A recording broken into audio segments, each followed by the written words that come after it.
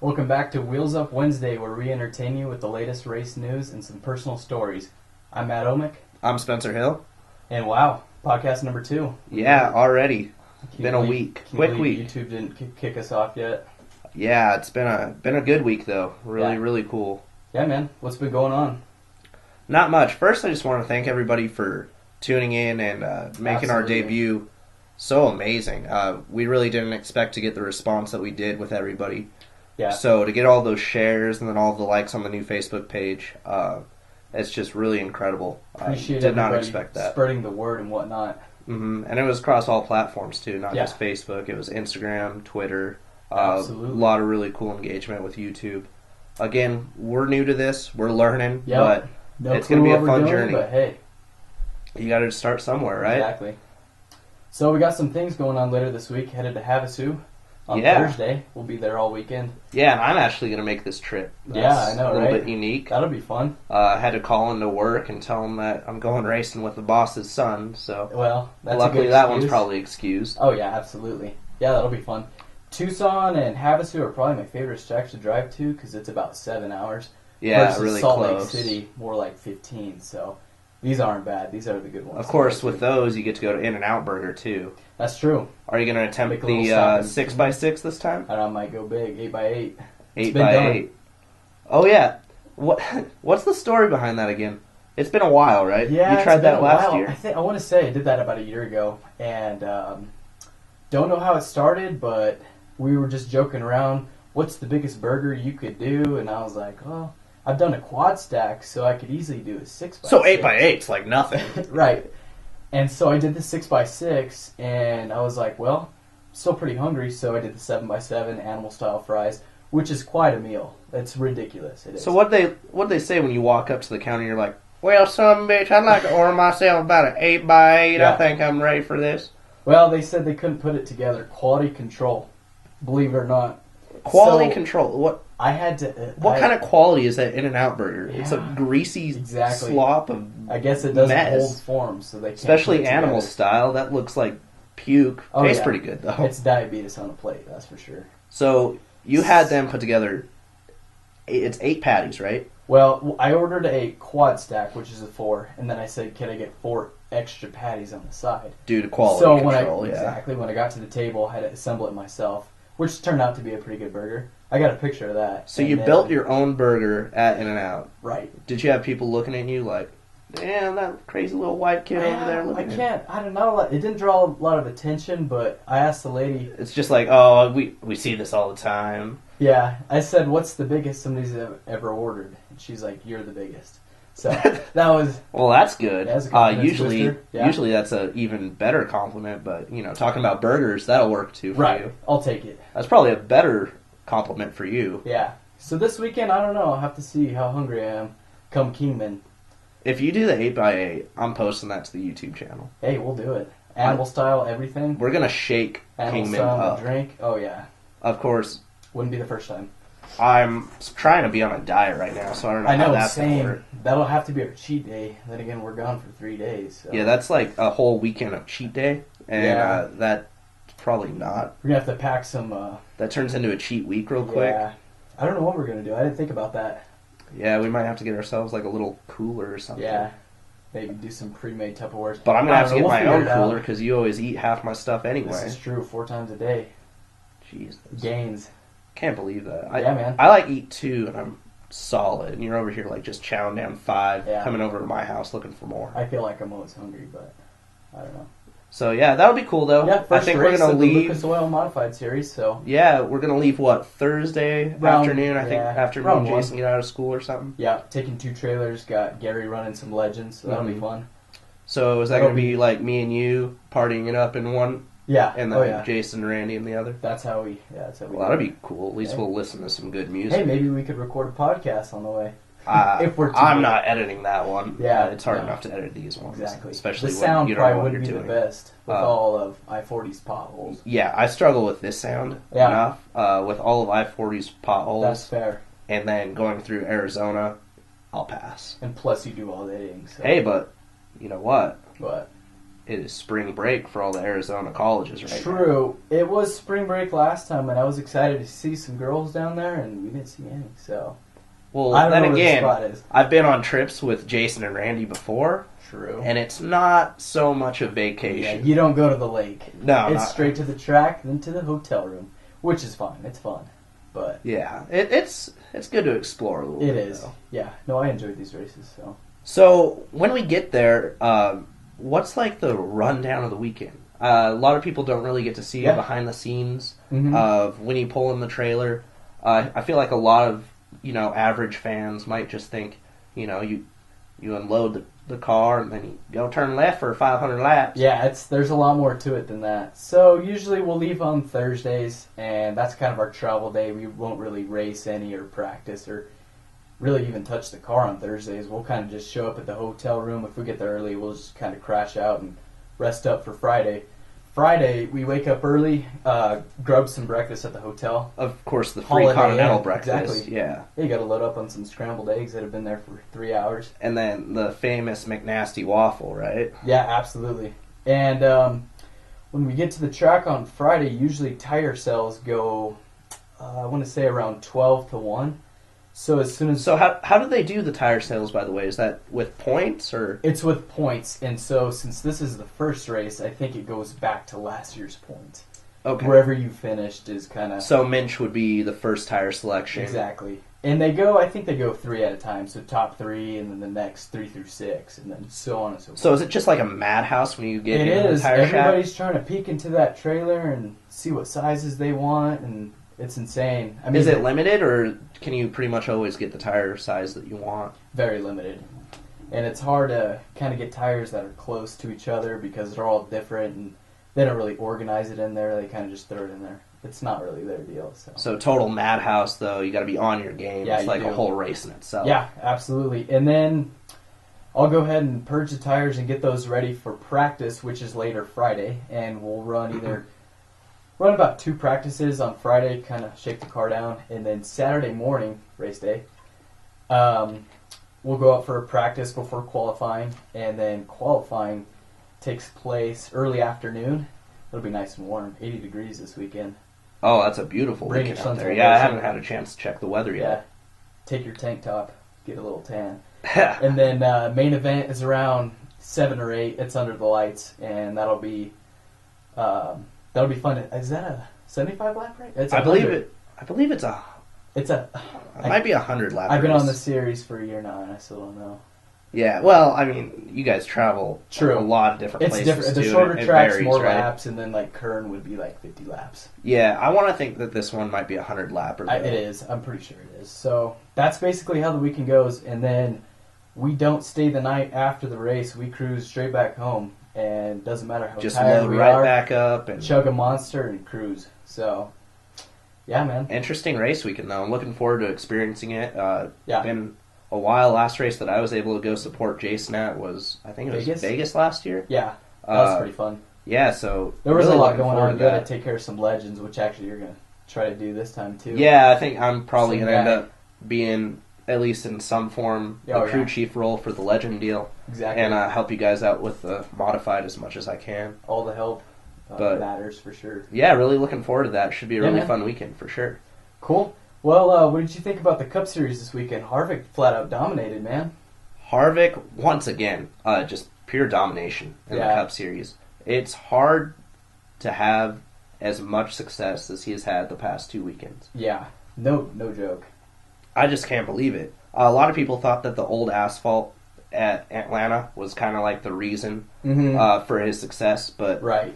Las Vegas is pretty new asphalt, and would he was say- kicking their ass just as much as Atlanta, even It goes more. to show he was on top of his game for sure. Yeah, so of course he won the Sunday's Pennzoil 400. He led 214 out of 267 laps. Yeah. And won that one over the Las Vegas native, Kyle Busch. Yeah. No, that's just like I said, domination. It doesn't get any better than that.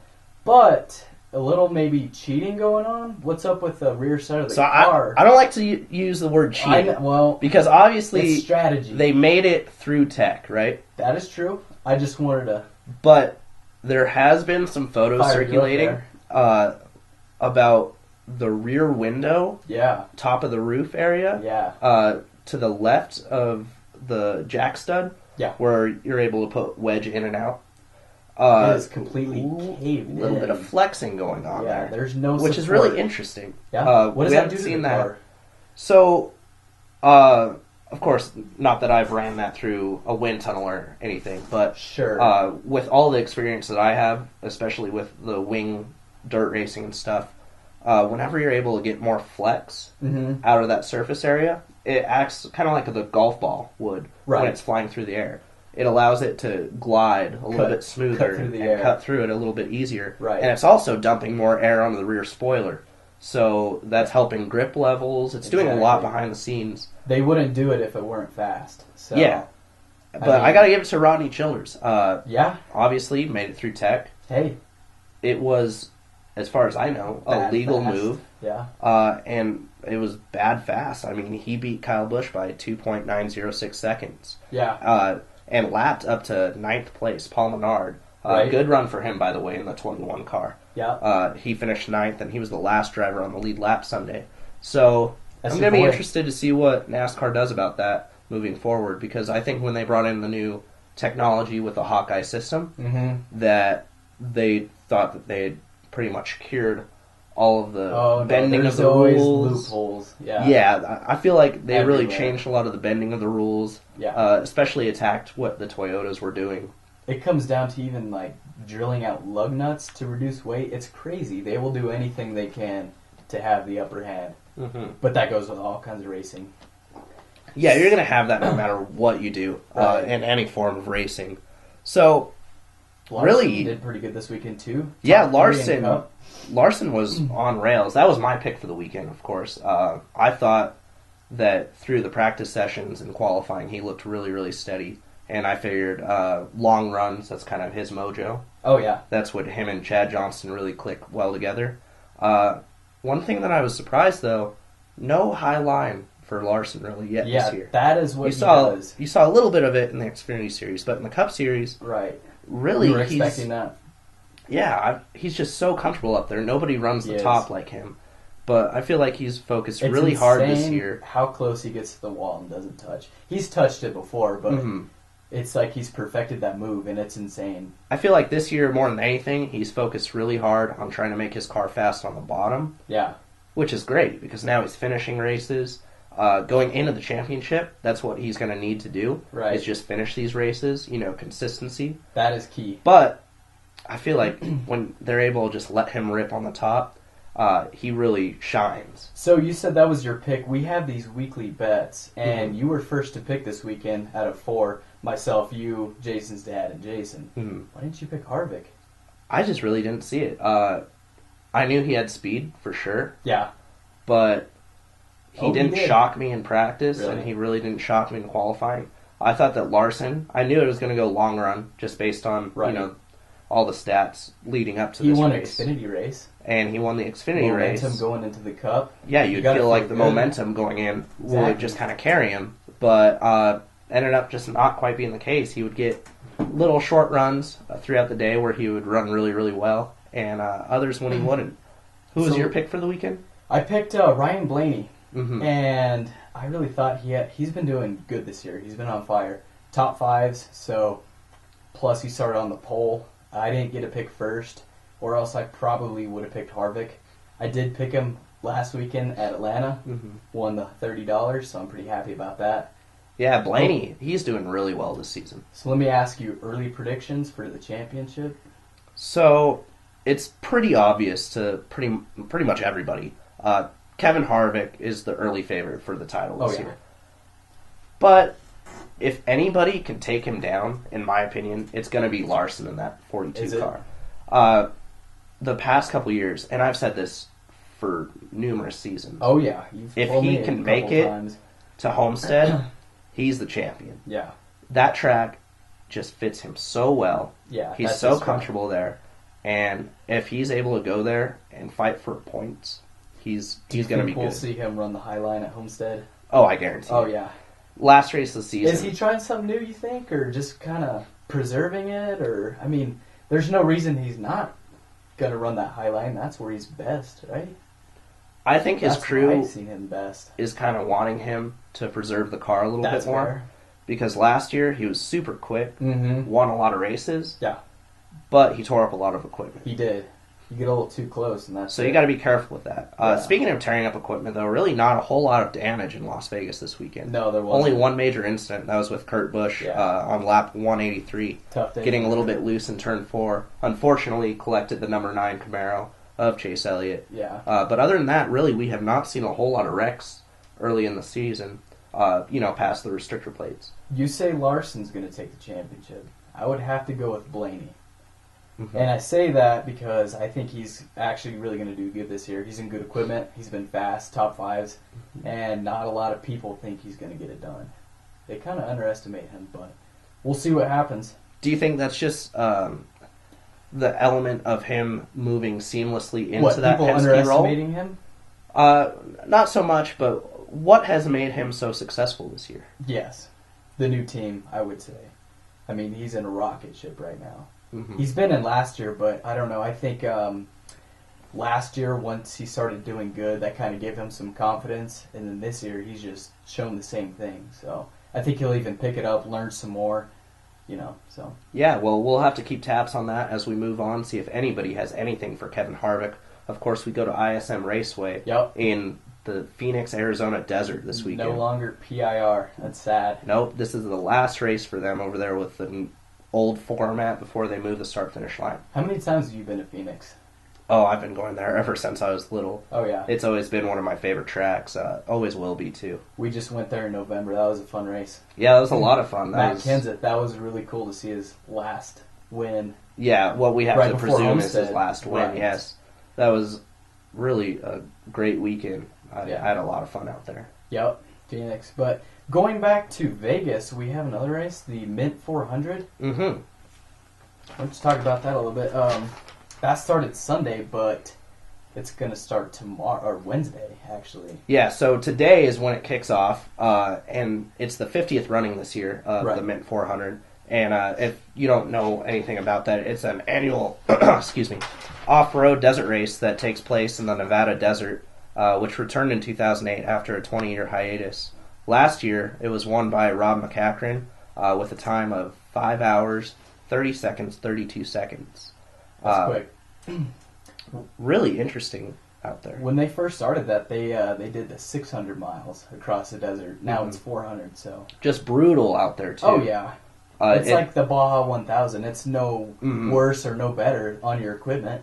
Yeah, it's really who survives those races. Man, you got to give it to the fans out there for supporting that and going out there and enjoying what their they fan do base is incredible. Really cool. You got to appreciate that.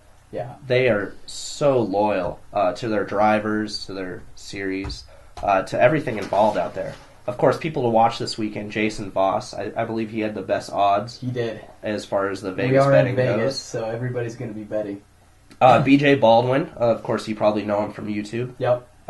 Ex-race car drivers that ran in NASCAR, Robbie Gordon and Justin Lofton. They're going to be quick out there. And Bryce Menzies, who's really made a name for himself in the global rallycross as well as the trophy trucks. That'll be interesting.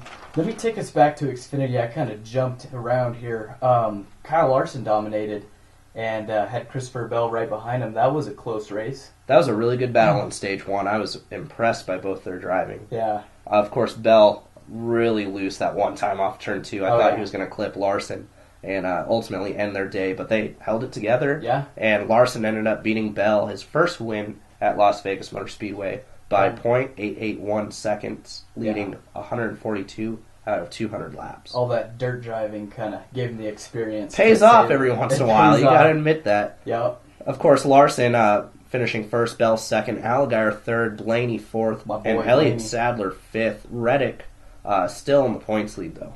Yep. We'll see how long he can keep that going. Yeah, it's a matter of time, I think, before Sadler, He's not terrible Bell. at Phoenix, though, so I don't know. We'll see. Yeah, it's going to be really interesting going into ISM Raceway. Yep. And in the trucks, Kyle Busch, man, he kind of got that one late in the race. Yeah, that was an exciting race, wasn't it? It was. Leaders took each other out there at the end. Just about, not quite. Right. Brett Moffitt leading late in the race. Gave Kyle Busch that opportunity at least. Yeah, he was running really hard, trying to pass that lap truck, and unfortunately they made contact and let Kyle Busch cruise around the top. Yeah. Ended up winning that event. Very historic race he for him. That one. That was his first truck win at Las Vegas Motor Speedway. That's cool. He won that. Sauter finished second, Moffitt third, Enfinger fourth, and Stuart Friesen with a strong top 5 finish for that small team. Yeah, Busch probably celebrated a little bit being his hometown. Been at Las Vegas numerous times. If there's one place where the fans actually are into the Busch, I would say Phoenix. It's probably going to be Las Vegas. Yeah, that was pretty cool. Taking us to Supercross, they were in Atlanta this weekend. We talked about that new stadium last podcast. The beautiful Mercedes-Benz Stadium, yeah. They'll be in Daytona March 10th, and they kind of did something different this time. They had 3 main events, and that was pretty interesting. Jason Anderson overall in the 450, he took the points lead, kept that going for him. Second was Muskin and Tomac third. Yeah, they had a really, really fun battle throughout the night there. Yeah. Of course, Justin Brayton on the number 10 bike, he took main event number 1. Jason Anderson pulled out main event number 2. Right. Made it look pretty easy in that main event. And then Marvin Muskin was able to take the third one, but just fell short of the overall win, ending up in second, and then, of course, Eli Tomac in third. Yep. The 250s were really exciting, too. The overall winner for this weekend was Austin Faulkner on the number 35. Osborne finishing surprised second. Osborne didn't get that. I think Faulkner got him in that last one, or else he would have had that. Then Smith in third. Yeah, Osborne, of course, still the points leader, though. Yeah. That'll be really exciting going into Daytona. Of course, Daytona, that track is designed by Ricky Carmichael. That's pretty cool. So, I don't know if we could pull up a picture of what that track's going to look like or not. I'm sure we can find something. It looks really cool this year. I haven't seen it, but I'm excited. Really, really unique, What's the layout? Too. So, of course, it's on the front stretch of Daytona International Speedway. And it's just a really, really neat layout, really unique this year. A couple of sand sections. So nice. We'll have to keep an eye out and check out who can conquer the sand over there. Oh, I know. Moving on, going back to Las Vegas last week, the World of Outlaws. A lot of things going on in Vegas. Yeah, Vegas is the hot Vegas spot. Enough. Vegas was the hot spot for racing. If there's a place to be for entertainment, it'd be Vegas. Yeah, for sure. Vegas was just race city this last week. Yes, sir. Really exciting though for the racing community. That's such a cool place to go to. Yeah. You've been to Vegas before, right? Many times. Yeah. What's your favorite place out there? As far as the Strip or Vegas in general? Just your favorite places to visit. In-N-Out Burger. Raising Cane's. You gotta hit the good food spots. Ooh, Raising Cane's. Oh. Raising Cane's, man. We gonna get that this weekend? Do they have one in Lake Havasu? I doubt it. Don't think they do. It's probably a little bit too small. Yeah, you'd have to go to Vegas or even Denver, but man, I could grill me some Cane's. Damn, that sounds good right now. Man, you got me thinking about food. What's that? It's called like the Caniac or something? The Canic combo. I think it's like 6 Caniac combo, that's what it is. Yeah. You get like a garlic bread and get some extra sauce. Oh, that sauce is amazing. Slap your grandma, that's good. I wish we had one of those in Albuquerque. Right? Wow. Favorite place, man, I really like North Las Vegas, the newer part. It's a very upkept part of town. It's kind of like the Northeast Heights here in Albuquerque. I don't know. It's not really a favorite place. The racetrack is obviously a beautiful facility. A lot of money. So, I enjoy it all. So, yeah, the World of Outlaws Craftsman Sprint Car Series was just there this last week. Of course, they ran right before NASCAR rolled into town on Wednesday and Thursday with the USAC classes supporting that. Sheldon Hanschild, though, on Wednesday night, won his second race of 2018. Really, really cool race. Brian Brown seemed to be the sure winner for the first 10 laps until a flat tire in turn 4 ended his night. Yeah. Just a bummer deal for him. And Hanschild would pull away after a late race red flag to beat Donnie Schatz by 1.417 seconds. To me, if anybody can compete with Donnie Schatz this year, it's going to be that Stenhouse Jr. Marshall Racing number 17. Yeah, if there's no mechanical issues. those are hard to overcome, especially when you lose like that in any series. Mm-hmm. Tires. Of course, the World of Outlaws, that's such a grueling series. Many races ran. You've had the smallest part on the micro sprint break, and that ruins everything. You can't race without it. It's insane how much, I don't know. My biggest heartbreak was probably leading on the white flag in Grants, New Mexico. I think this was like 3 years ago. Mm-hmm. And I'm going down the backstretch, and I had a big lead. Yeah. I could check back entering the corner, and I could just tell that I was ahead by what seemed like 5 seconds. Right. Comfortable. So it's just cruise control. So it was cruise control at that point. And going down the back straightaway, all of a sudden, fuel pressure goes down to 0. I lost my shit. Oh, I bet. I was banging my elbow, trying to get the fuel pressure gauge to come back on. I didn't know what the issue was. It ended up being a wiring issue, so I was just banging up my elbow for no reason. Like usual. But that was a heartbreak, so really you gotta make sure that you minimize any and all you do. DNFs. The maintenance throughout the weeks and before the race it's so important, but it's hard to predict things that are going to happen during the race. You can't. Yeah, and that's something that you guys over on the Lucas Oil Tour struggled with this year, right? Even Brian and the Legends, it's weird things that have happened, like a shifter weld has broke, and a blue plate that only had one race on it. You think these parts aren't going to fail, and sure enough. Right when you need them to stay together the most. So, but that's racing. Anything happens, and if anybody knows. Mm-hmm. Back to Vegas, night number 2, however, that belonged to Donnie Schatz. Yeah. Just fast this year, isn't he? Oh, man. That dude's incredible. Hanschild, though, led the first 25 laps until allowing Schatz to take the lead on lap 26. Schatz, he would take the win, followed by Shelm Hanschild, of course, David Gravel, Brian Brown, and then Aaron Reitzel making a really strong running out there, rounding out the top 5. The World of Outlaws Craftsman Sprint Car Series will be back in action this weekend at Thunderbolt Raceway. Of course, that's in Tulare, California. Really, really cool track out there. Not too far from Vegas. Yeah, not too far. Luckily, a short little drive for all those crews out there. Right. I think they all enjoyed their stay at Vegas, though. Yeah, for sure. Really interesting. But yeah, man, crazy week ahead of us. It's been busy between school. I've been doing a couple other little things. Yeah. Man, it's gonna be a hard week, but really looking forward to helping you guys It'll out. be fun, yeah. A little bit of downtime when we can will be fun, but yeah, back to it next week. Yep, back to the grind next week, and then of course I'll start my first race not too long after that. Yeah. March 23rd and 24th. You getting pumped for that one? I'm getting so excited. What can you do to prepare? So. There's not a whole lot you could do. Have you been in the shop with Jim recently? I haven't been able to get there as much as I wanted to. Right. Yeah, it's hard to make time, just like you said, our schedule. Really, our car's been ready ever since December, though. Yeah. We've been really antsy to get back to the racetrack. I haven't been on track since, I think, like October. Yeah. That's good. And, of course, that was in Colorado. Didn't have the best showing, so I'm really looking forward to getting back to the track. Going to a new town for us as far as racing goes, Oklahoma City, racing some of the best drivers in the entire world over there. So it's going to be really, really fun. I'm looking forward to going down there and doing it up. Even this weekend, just being around racing, something new. Oh, yeah. Nothing beats smelling those burning rubber. Exactly. And, ethanol. Yeah, nothing beats that. Nothing beats that at all. Well, Mick, I think that's about all we have for tonight's show. Yeah. Any last words for? No, I think that'll do it. Until next Wednesday. Thank you guys for tuning in once again, of course. Make sure you like our Facebook page. That's Wheels Up Wednesday. Make sure you subscribe to our YouTube channel. That's going to help us out quite a bit moving on. Spread the word. Appreciate it, everybody. For Matthew Omick, I'm Spencer Hill. Thank you guys for tuning in once again to Wheels Up Wednesday. We'll see you next Wednesday.